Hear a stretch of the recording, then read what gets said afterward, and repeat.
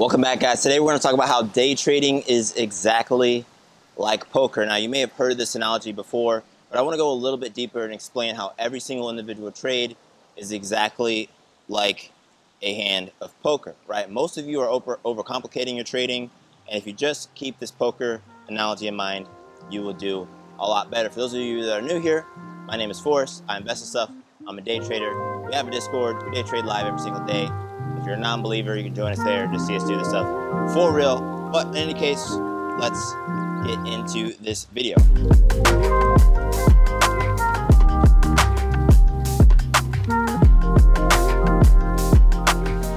So every trade that we make, there are a few key decisions going through our heads, and it really is just simple. Tell me if you think I'm right. First, what does the price action dictate right now? Second, how sure am I about that? And then the third, is there anything that can give me a statistical edge? That is, if I was in this situation 1,000 times, would the outcomes be in my favor? And that's it, right? So go through every single trade that you did this week, last week, your favorite trade, your best trade, your worst trades. And those really are just the three key decisions that we're walking through, right? What do I see with the price action? How sure am I? Right? You probably are hitting up your friends on Discord or on Twitter or whatever to try and key in on how sure you are. And how sure you are gets affected by if you think that you have an advantage of that or not. Now, we can't predict the future. Right? So how sure we are is really all we have. And it's really hard to have an objective number for how sure we are. But that's really all it is, right? If you've ever seen somebody be in a trade and they're able to diamond hand through crazy amounts of volatility and go for those 100, 200 point moves, it's because they were very sure. They were more sure than you, right? You weren't sure, which is why you didn't understand why they were able to be in that move. That person couldn't predict the future. Right? They essentially were just very, very sure, very, very confident, right? Trading requires confidence, requires certainty, as well as risk management. But that's where poker comes into play, right? So let me walk through this. Let's set up a situation, right? We're sitting at our desks. We're watching ES form a bull flag on the 5-minute, right? That's a bullish signal. We zoom out to the 15-minute chart. We see a high volume top wick right at the start of our flag. So now we have conflicting information. What do we do, right? Do we take a long? Do we take a short? Right? One of the things that you have to ask yourself is, what else is out there? What other information do we have that can help us dictate what we should do in the situation? How do we play the hand? And then suddenly you look over the book map and you see that there was a 4,000 buy-side iceberg that got executed. So now we trust our flag, we go long. We also look back and we see that the top wick was a data candle. We go long, the trade plays out for 11 to 12 points. That's a trade. Conflicting information, but there was just enough information in our favor to give us that statistical advantage. Poker isn't any different, right? So let's think about poker, what it's like to play poker, and this is probably going to help you when you're taking your day trades, right? So in poker, you're dealt a hand, right?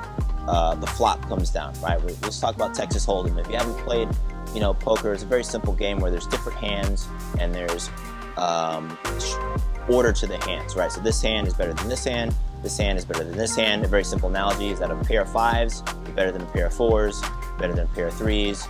There's something like a straight, there's royal flush, right? Where you have numbers in order, you have cards all in the same suit, things like that, right? And the rarer the hand, basically the better the hand, right? And this is gonna make sense very, very soon.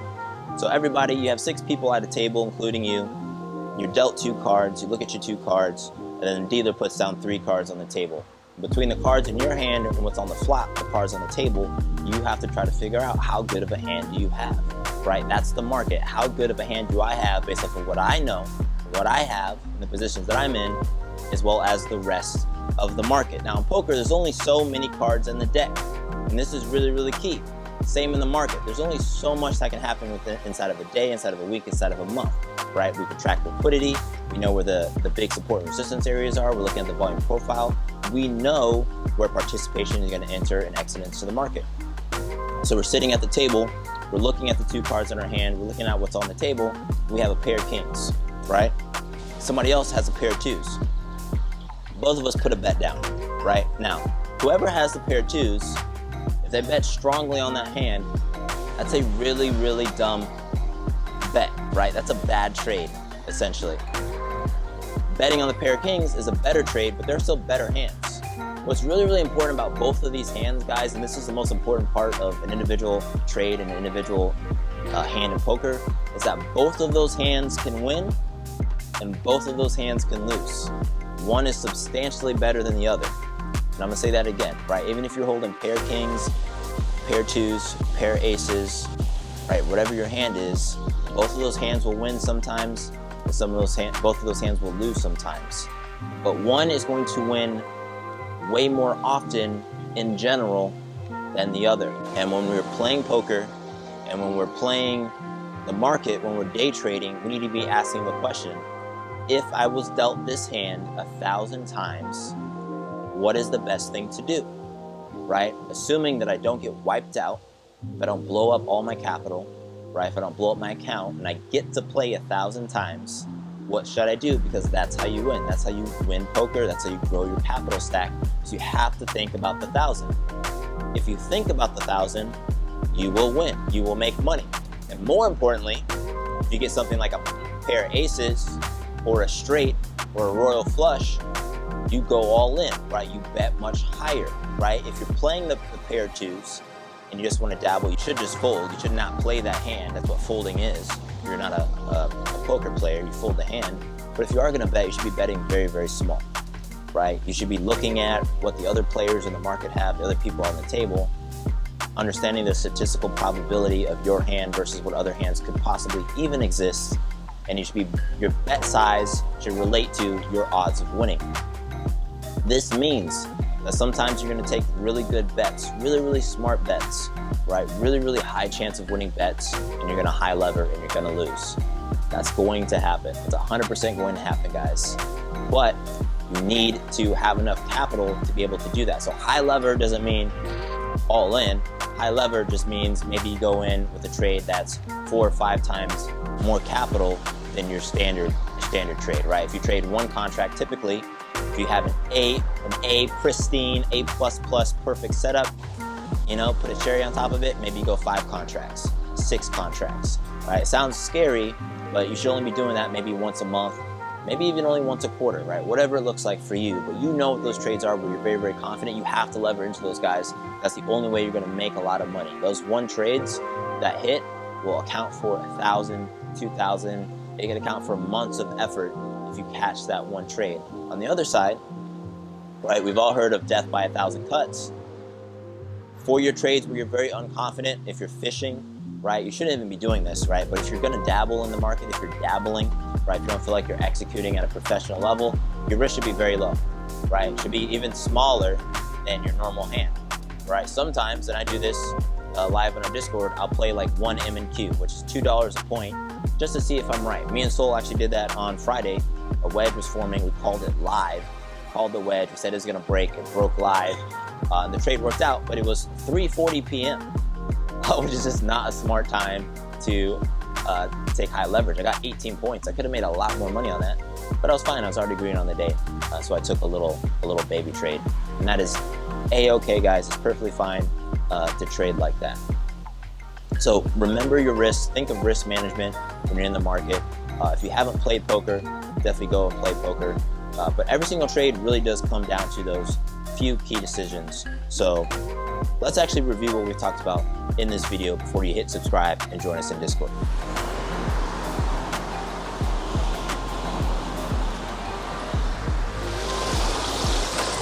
All right, so let's review what we've learned. Trading, just like poker, you're dealt a hand, right? You have a decision to make. Ultimately, it comes down to confidence, right? And that confidence should be driven by statistical outcomes, probabilities. Ask yourself, every time you hit that buy button to go long, every time you hit that sell button to go short, vice versa, open, close the position, ask yourself, how sure am I, and what do other people have? What is the market doing? How could they cause me pain, and is there any other information, either level 2 data, support and resistance, major high volume profile areas, low value nodes, whatever it is, right? Indicators, whatever your trading strategy is, how much of that is really in your favor in the moment, or are you too zoomed in? Are you too biased? Do you want this hand to win, right? Are you trying to turn a pair of twos into a hand that it isn't, right? A pair of twos can win sometimes, right? Yeah, the trade just might work out for you, but you have to ask yourself, what are the odds that it actually does, right? What are the odds that you burn your capital and you lose money on this hand? Maybe you just need to sit tight, be patient, and wait for that straight, that royal flush, pair of aces, whatever it is, right? It's a much better hand to play. Put your money into those hands, guys. My name is Forrest. I invest this up. I think that everybody should too. It is my passion to help people learn how to deal with money, day trade, finances, whatever it is, budgets in general, have a little bit more agency over your financial future. Please, if you haven't already, hit the subscribe button. If you're using Apex, use the code below. They're having a 90% off sale still now, and whatever sale they have, you can actually use my code. It'll give you the maximum discount that is available at that time. The link is down below in the description. And of course, if you want to talk to me live every single day, you can join our Discord. We have a free chat. So the Discord is paid for our channel where we do the live streaming and the call outs. But there is a free chat where you can just pop in, ask us questions, talk to us. We're happy to talk to you there as well. But if you want to join the community, go ahead and hit that 3-day free trial. Then after that, if you like what you see, go ahead, pay your subscription fee, and you can join us every single day. You will 100% make your subscription fee money back, guys. In any case, yeah, that's it. See you in the next video. Peace.